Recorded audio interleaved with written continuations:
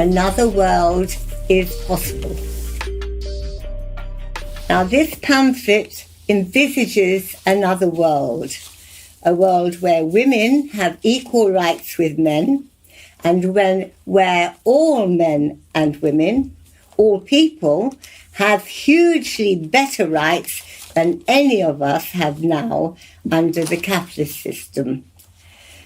The purpose of this pamphlet is to encourage you to look critically, to question, to examine all of the assumptions, the language, the values, the ideas of the capitalist world in which we live. Because only by understanding capitalism can we really see what is to be done to change life for the betterment of women. There are several potted histories in this pamphlet about the rise of the welfare state in the UK, about the consolidation of state laws in favour of heterosexual monogamy, and how the family came to be the most useful social unit for the capitalist state, about the rise of a women's movement, both here in Britain and with brief references to other parts of the capitalist world, about the changes in women's social and economic conditions over the last 46 years, and a telling of the impact of the COVID pandemic in the UK, all of which, facts and figures, I should add, are to be found in the bourgeois media, but are just suspended as if in air without any political frame of reference. And finally, the pamphlet contains information about the real advances towards socialist human relations in the USSR and Cuba, which my comrade Destiny will speak about this afternoon. These short potted histories may be seen as partisan or biased, and that is to be expected, because this is a political pamphlet written in the hope that readers will reject capitalism and become socialists. The pamphlet also aims to be a fundamentally honest, realistic, and concrete work, facing the truths of today that we must recognize, be they the horrendous intensification of violence against women around the world, the complete failure of the United Nations goals of economic parity with men, the reduction of such rights as has been gained for women by a rising right-wing wave of rejection around the world, and the particular threat of environmental degradation to women. These are hard truths we must face and understand. The pamphlet is further a product of these times.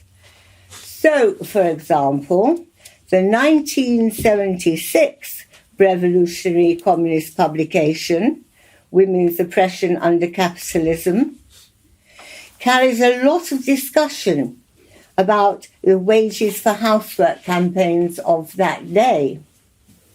There is nothing about this in today's pamphlet. And why? Because it is not a campaign today.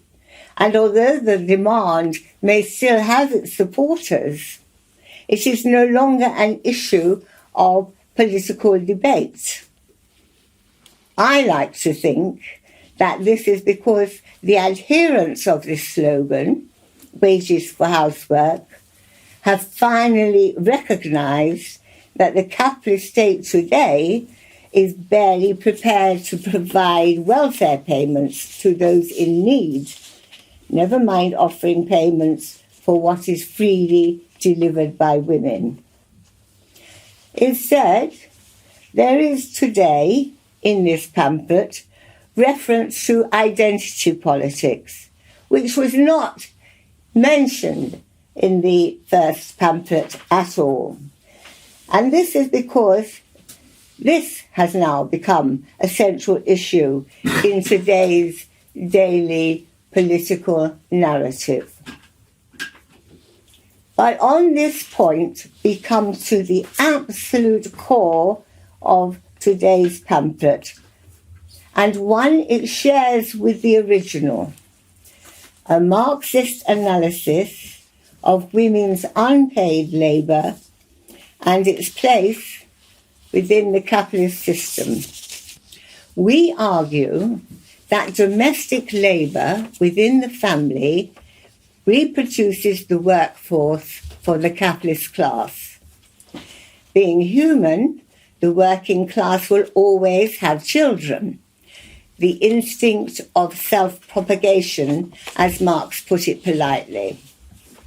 Care, feeding, nurturing, clothing, and sheltering will be work done free and unpaid by mostly women, and usually in some family unit or other. This is work that must be done. Under capitalism, child rearing is also part of the economic structure of society as a whole.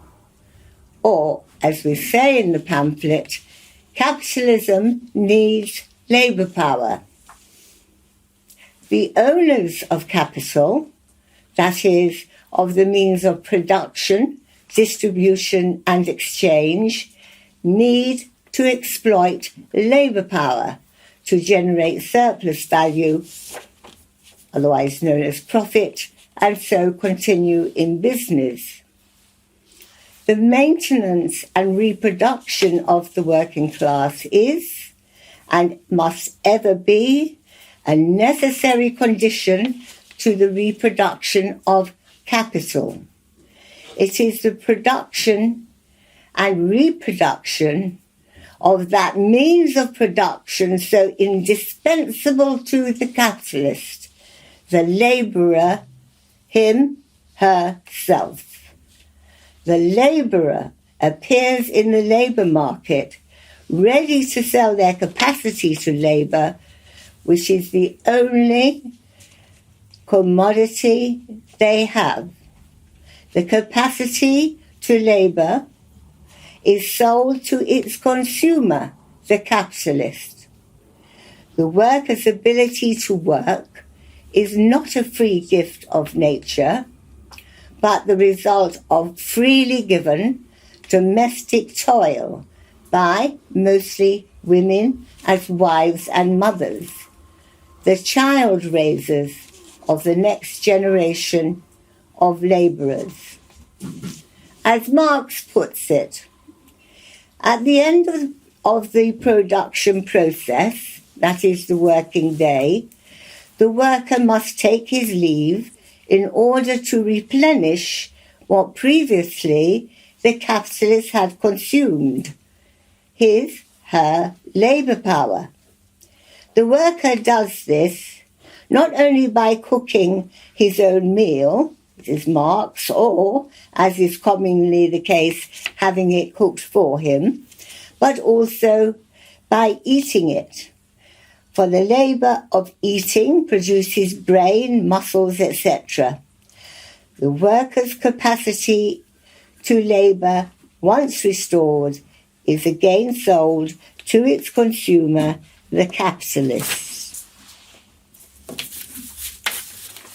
What we have here is the absolute position of women under capitalism as the providers of the working class to the capitalist class. The system is a closed circuit in which the working class, even when not directly engaged in the labour process, is just as much an appendage of capital as the ordinary instruments of labour, that is, the machinery and other necessities in the factory, workshop, warehouse. In the provision of labour power as a free input into the process of production, the working class is entirely entrapped in the capitalist relations of production. As Marx put it, the capitalist kills two birds with one stone. The mystery of the self-preservation of capital stands revealed. The other aspect of women's oppression, which is so notable that it is generally agreed, and again, in the bourgeois media and regularly, is that women are treated, paid and recognised as secondary to men, as waged workers. What is not so widely understood is that when women are hired and fired, when they are allowed into developed countries as migrant labour from poorer countries, and then often deported again, they are a vital part of the capitalist system. In Capital, Marx identified the existence of a relative surplus population to which every worker belongs during the time when they are only partially or wholly unemployed. This population is the Industrial Reserve Army, a counterweight to the active army of full-time workers. This reserve army is useful to capital as a pool of labour to be drawn on when required and thrown out when not needed.